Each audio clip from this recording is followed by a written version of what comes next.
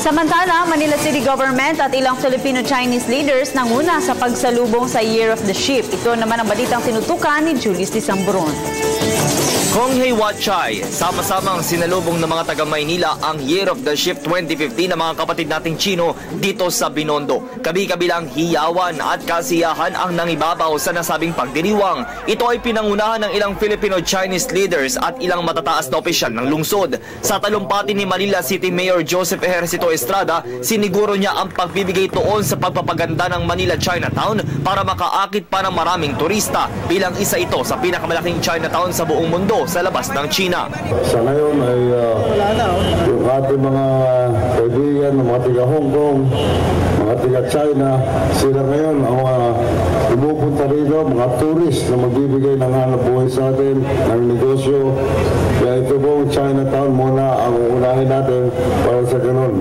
Mas madagdagan ang ekonomiya, lalakas ang ekonomiya dito sa Binondo. Inatasan naman ng alkalde ng lungsod ang Manila Police District sa pangunguna ni Senior Superintendent Rolando Nana na paigtingin ang pagbibigay seguridad sa mga estratehitikong lugar malapit sa Binondo. Siguraduhin na ang Binondo ay mapayapa at matahimik at siguradong secure kayo sa inyong mga bahay. Walang labanan lahat. Sino man mga kriminal ay hindi dapat patawarin.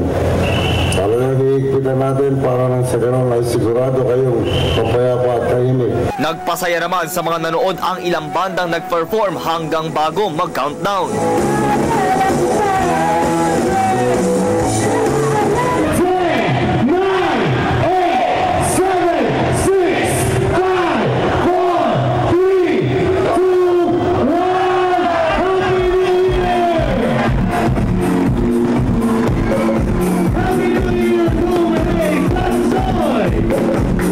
Bumabati naman ng maligayang bagong taon si Manila 3rd District Councilor at Vice Chairman ng Chinatown Development Council, Bernardito Ang, at umaasa na may dalang swerte ang Year of the Ship. Nakita natin na pag magsama-sama tayo, marami tayong magagawa. At this is one of the events na magpapatunay pag nagkakaisa tayo, we will have a very good Happy New Year. Okay, Father. Para sa Telebisyon ng Bayan, ako si Julius Disamburon.